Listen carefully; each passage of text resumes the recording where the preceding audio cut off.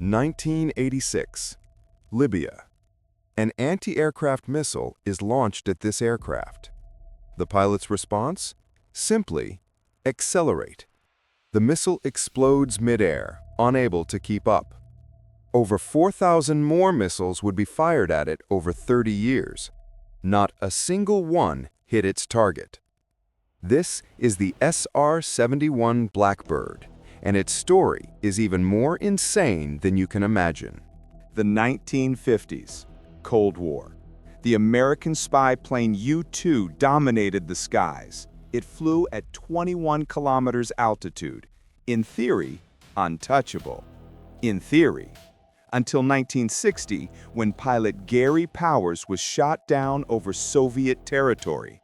He survived, was captured, displayed on worldwide television. The United States was humiliated. The Soviet message was clear: we can reach you. The CIA knew if they wanted to keep spying, they needed something impossible. Enter Kelly Johnson, the craziest engineer at Skunk Works. The CIA's briefing was simple: create an aircraft that cannot be detected, intercepted, or shot down. Johnson accepted the impossible challenge. The result? An aircraft capable of flying at 3,500 kilometers per hour. For comparison, a modern F-35 reaches 2,000 kilometers an hour. And get this aircraft was created in the 1960s using slide rules. But the most insane part? The material. 85% of the structure was titanium. Problem: the US didn't have enough titanium. The CIA solution? Secretly buy it from the Soviet Union. That's right, they used shell companies to buy tons of Soviet titanium to build the aircraft that would spy on the Soviets themselves. But building this monster was a nightmare.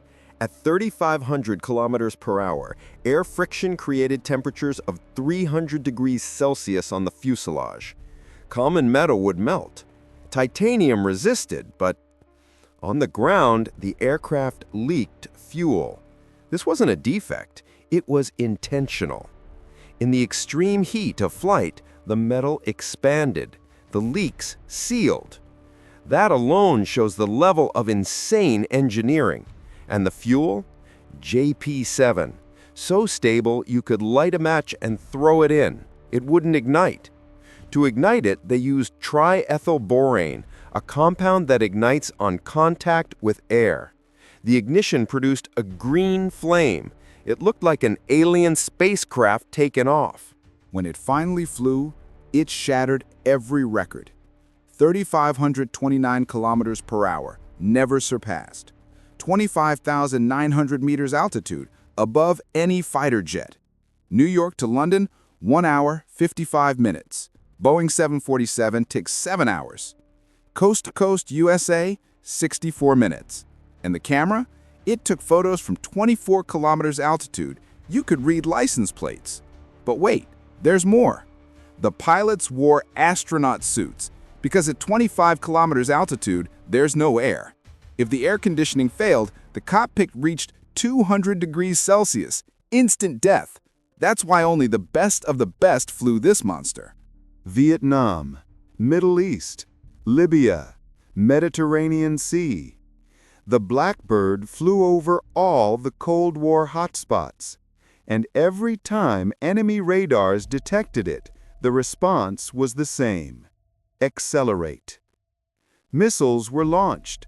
They reached maximum altitude, exploded mid-air. The SR-71 simply vanished. Over 30 years, more than 4,000 missiles fired. Hit rate, 0%. But it wasn't all smooth sailing. In 1966, a structural failure caused an SR-71 to disintegrate mid-flight. Pilot Bill Weaver survived. His co-pilot, Jim Zwire, didn't. Of the 32 units built, 12 were lost in accidents. But not one was shot down by enemies. 1998. After 30 years dominating the skies, the Blackbird was retired. Satellites took over its role. Drones arrived. But no manned aircraft has surpassed its records.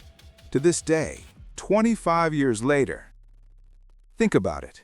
An aircraft from the 1960s is still unbeatable in 2025. When you see an SR-71 in a museum, it's impossible not to think, this machine looks like it came from the future. And maybe it did. Because the truth is, the SR-71 wasn't just the fastest aircraft in history. It was proof that when you need the impossible, you hire crazy Americans with slide rules, and they deliver a legend.